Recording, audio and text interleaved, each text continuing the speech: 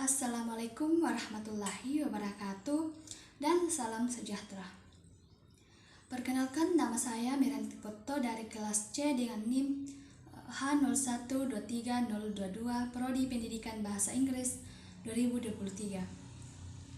Pada pembuatan video ini saya akan menjelaskan beberapa materi tentang tahap pertumbuhan individu berdasarkan usia, tugas perkembangan individu berdasarkan usia, dua jenis teori perkembangan menurut para ahli, materi multiple intelligence, serta contoh kasusnya. Tujuan dari pembuatan video ini untuk memenuhi ujian akhir semester pada mata kuliah perkembangan peserta didik dengan dosen pengampu Ibu Nur Husnil Khotimah, SPD, MPD. Oke, langsung saja saya akan masuk pada materi tahap pertumbuhan berdasarkan usia. Pada materi pertama yaitu tahap pertumbuhan individu berdasarkan usia. Tahap pertama yaitu masa bayi 0 sampai 2 tahun. Masa bayi ini merupakan tahap awal kehidupan yang ditandai dengan perkembangan fisik yang sangat cepat. Mereka akan mulai belajar berjalan, berbicara, dan mengenal lingkungan sekitar. Menurut Piaget, bayi mengeksplorasi dunia lewat indera dan gerakan tubuh. Pada tahap yang kedua yaitu tahap masa kanak-kanak awal di umur 2 sampai 6 tahun. Pada masa ini anak akan mulai bisa melompat, menggambar, dan keterampilan motoriknya berkembang. Mereka juga mulai lancar berbicara, berimajinasi, dan belajar bersosialisasi. Pada masa tahap yang ketiga yaitu masa kanak-kanak tengah di umur 6 sampai 12 tahun.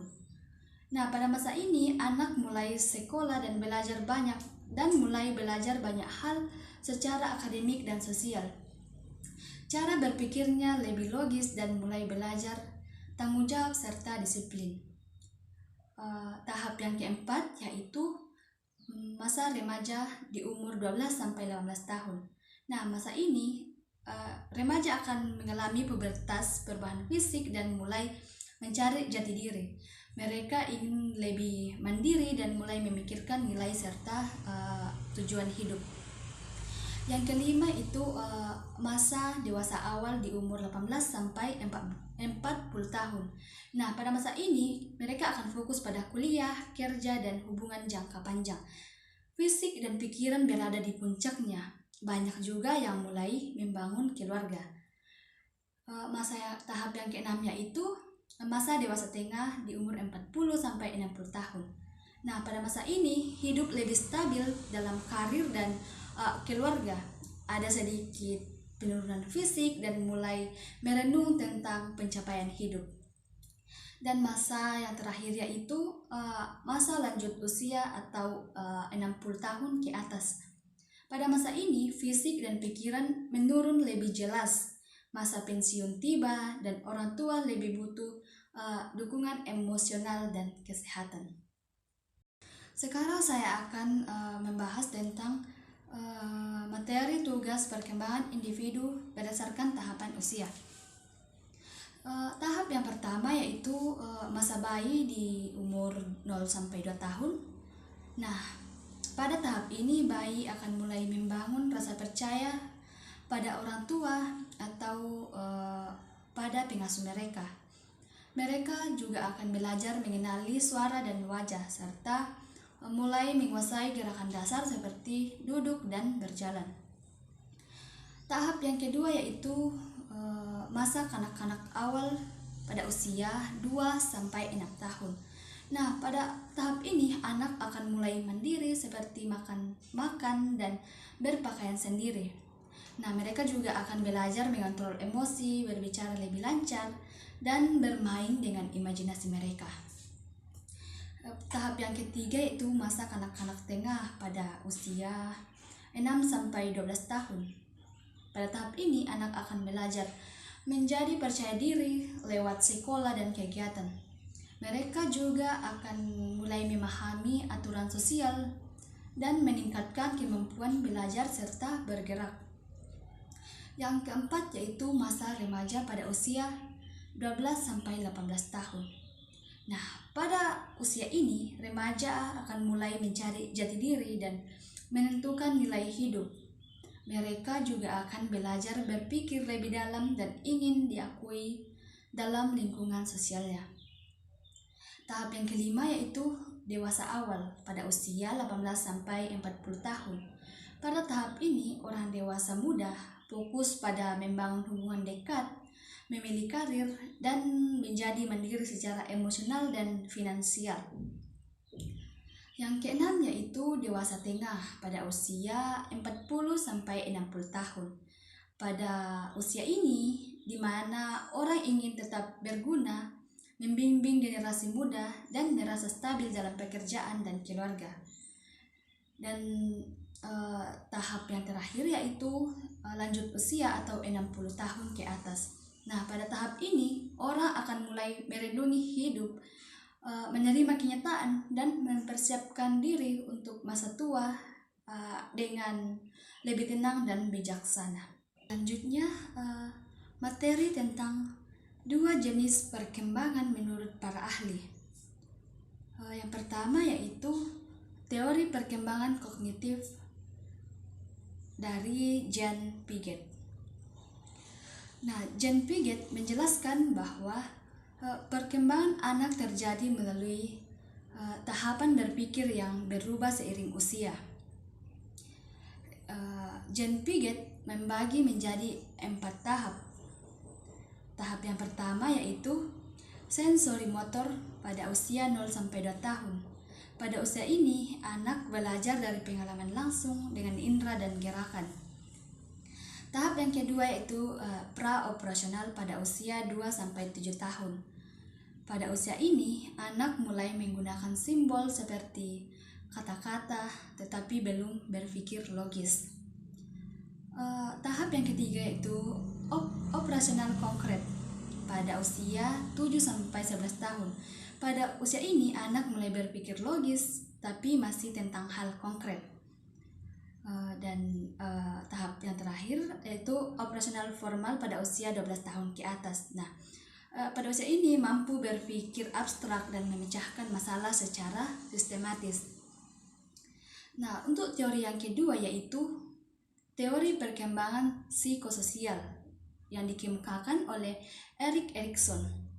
Nah, Erik Erikson menyatakan bahwa perkembangan manusia terjadi sepanjang hidup dan setiap tahap memiliki konflik psikologis yang harus diatasi.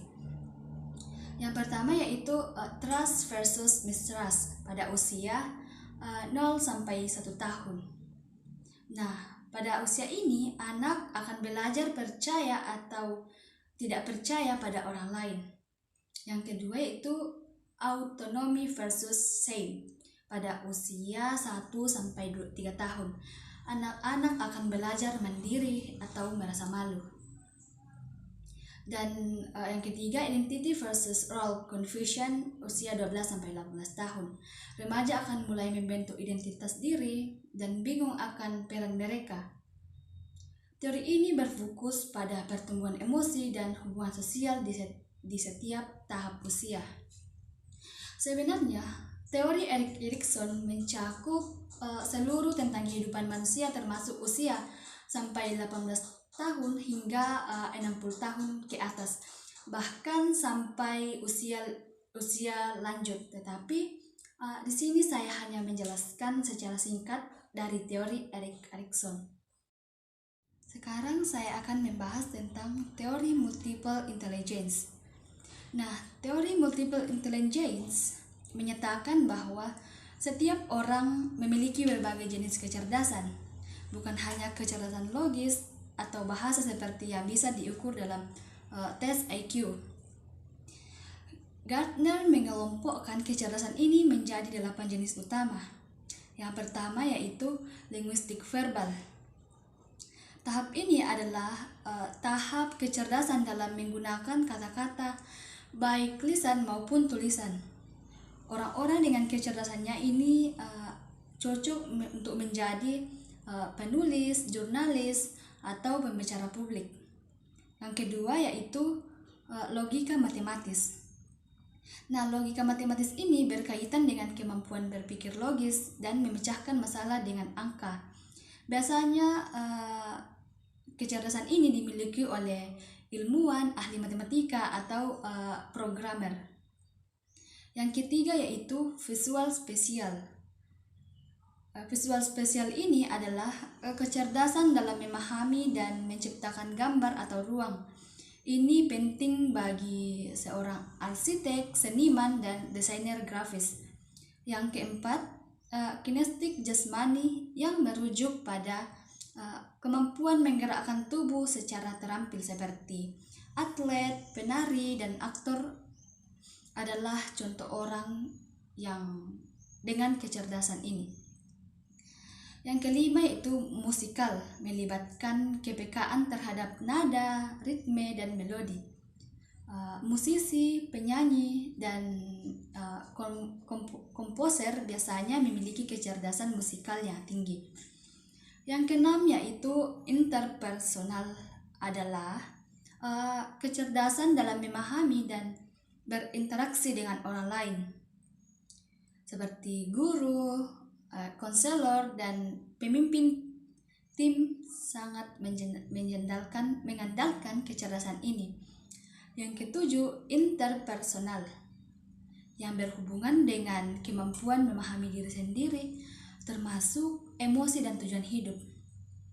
Ini sering terlihat pada penulis reflektif atau terapis. Dan yang terakhir yaitu naturalis, adalah kecerdasan dalam mengenali dan memahami alam, seperti biolog, pecinta alam, dan petani. Nah, setiap individu bisa memiliki lebih dari satu jenis kecerdasan, dan semua kecerdasan ini penting dalam kehidupan sehari-hari. Bagian terakhir ini disediakan contoh kasus dari materi multiple intelligence. Pertanyaannya yaitu, apa pendekatan pembelajaran yang bisa diterapkan guru agar keduanya bisa berkembang secara optimal, dan bagaimana guru dapat menilai keberhasilan belajar siswa secara adil berdasarkan teori multiple intelligence. Oke, di sini saya akan menjawab pertanyaan yang ada pada studi kasus tersebut. Nah, dalam sebuah kelas, guru menemukan bahwa Andi memiliki kemampuan luar biasa dalam berhitung dan berpikir logis. Namun, Andi mengalami kesulitan dalam menulis karangan. Nah, begitupun juga sebaliknya dengan Lala yang sangat pandai berbicara dan menulis. Tapi nilai Lala menurun pada mata kuliah. Nah, berdasarkan teori multiple intelligence dari Howard Gardner, keduanya menunjukkan dominasi kecerdasan yang berbeda. Namun, Andi lebih unggul dalam kecerdasan logika matematis, sedangkan Lala lebih unggul dalam kecerdasan linguistik. Nah, untuk membantu keduanya berkembang secara optimal, guru dapat menerapkan pendekatan pembelajaran yang terdiferensiasi, yaitu memberikan metode dan aktivitas belajar yang sesuai dengan kecerdasan dominan masing-masing siswa. Misalnya, untuk Andi, guru bisa membantunya mengembangkan keterampilan menulis melalui pendekatan berbasis logika, seperti membuat karangan dengan pola sebab akibat atau langkah-langkah sistematis. Nah, untuk Lala, pembelajaran matematika dapat dikaitkan dengan cerita, bahasa, atau permainan kata agar sesuai dengan kekuatan linguistiknya.